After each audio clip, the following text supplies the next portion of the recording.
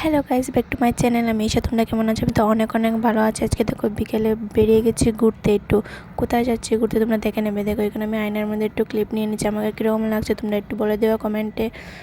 তারপর দিকে দেখো কোথায় যাচ্ছি। আমরা এখন যাচ্ছি শিলচর থেকে হাফলং যাচ্ছি। হাফলংয়ের একটা রাস্তা আছে, এখানেই আমি কোনোদিন গিয়ে নিই, তো ফার্স্ট টাইম যাবো। তারপর দেখো আমার লগে আছে আমার চুর্দি ভাই, তারপর আমার একটা দাদা, তারপর আমার ফ্রেন্ড, তো তোমরা চিনোই আমার বেস্ট ফ্রেন্ড। তারপর আমরা চারজনে মিলে খুব এনজয় করতে চলে যাচ্ছি হাফলং। দেখো এখানে শিলচর টু হাফলং যেতে কি একটা টাকা দিতে লাগে নাকি, টাকা স্লিপ নিতে লাগে, তারা ওটা দিয়ে দিল। টাকা দিয়েছে কত, ম্যাক্সিমাম 90 টাকা হবে, এরকমের মধ্যে 90 টাকা। তারপর দেখো আমরা এসে গেছি হাফলংয়ের দিকে। তারপর এখানে যেতে যেতে একটা খুব সুন্দর মন্দির দেখতে পেয়েছি।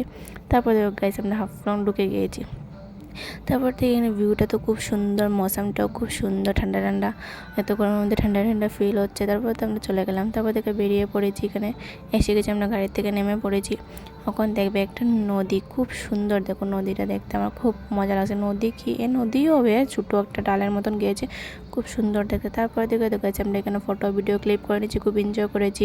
আর তো কিছু দেখাতে পারিনি, এখানে খুব সুন্দর সময় কাটিয়েছি আমরা সবাই মিলে। তারপরে দেখে গেছি এতে এতে একটু খেয়ে নিলাম। তারপর খাওয়া দাওয়া শেষ করে এখন বাইরের দিকে রওনা দিচ্ছি। আর খুব এনজয় করে এই দিনটা আমরা কাটিয়েছি।